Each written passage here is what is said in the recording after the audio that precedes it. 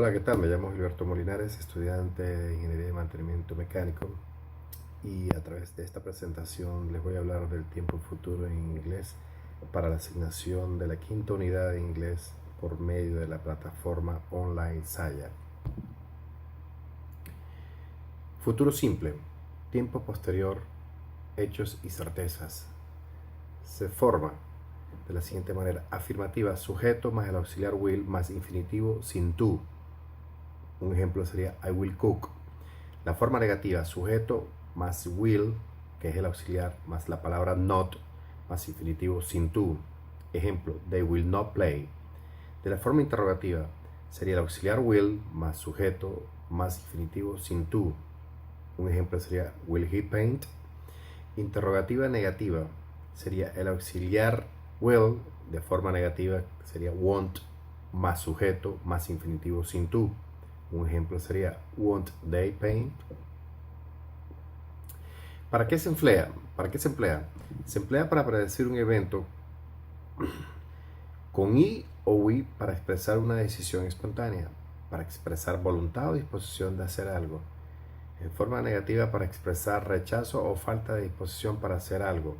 En forma interrogativa, con shall y I para formular un ofrecimiento. En forma interrogativa, con shall y we para formular una sugerencia. En forma interrogativa, con shall y I para solicitar consejos o instrucciones. Con you para dar órdenes.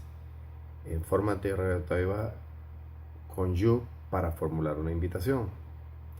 Se debe tener en cuenta que en el inglés actual, will tiene un uso preferente frente a shall.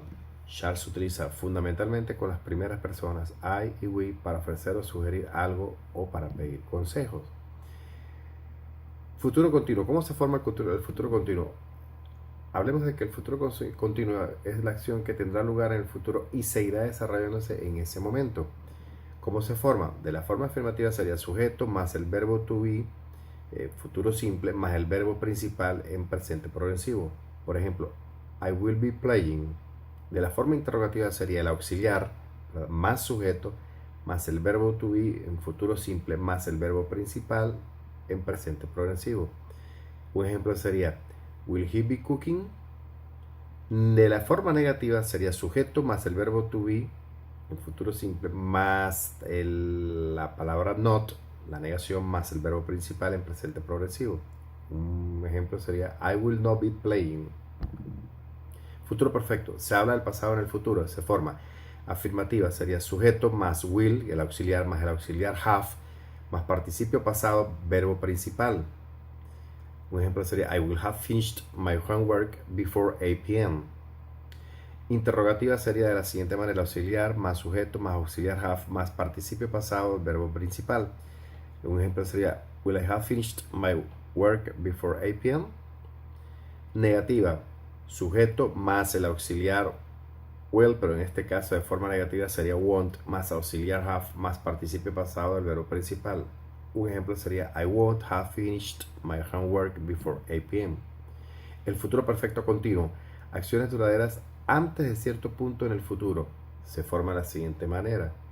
Afirmativa, sujeto más will más auxiliar have más participio pasado del verbo to be más el verbo principal en presente progresivo. Un ejemplo sería, I would have been driving my car.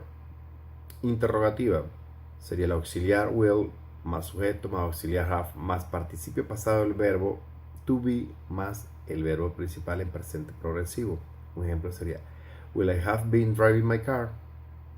De la forma negativa sería sujeto más el auxiliar will pasado, que sería won't, más auxiliar have más participio pasado del verbo to be más el verbo principal en presente progresivo. I won't have been driving my car. Ese sería el ejemplo para este caso. Muchísimas gracias por la atención de ustedes.